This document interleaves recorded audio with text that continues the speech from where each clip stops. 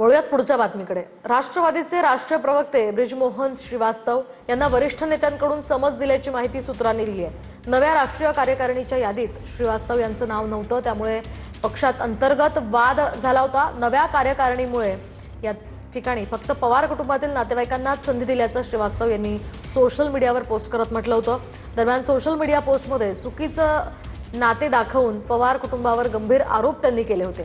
दिल्ली राष्ट्रवादीच्या कार्यालयामध्ये कार्यकर्त्यांच्या रोषाला सामोरं गेल्यानंतर आता ब्रिजमोहन यांना समज देण्यात आलेली आहे। दरम्यान अंजली दमानिया या प्रकरणी काय म्हणाल्यात आपण पाहूया।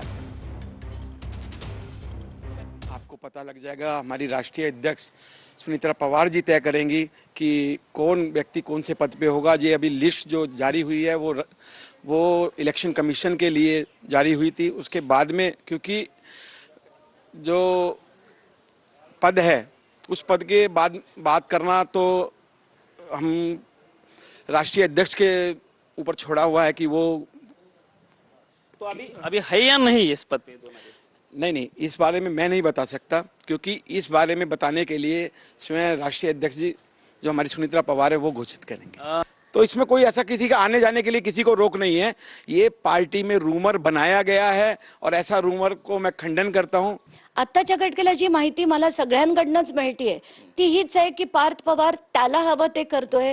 त्याची जी मंडळी आहे, त्याची जी इमिडिएट ज्याला आपण गँग म्हणू, अशाच लोकांना त्यांनी त्या कमिटीमध्ये सुद्धा घेतलंय।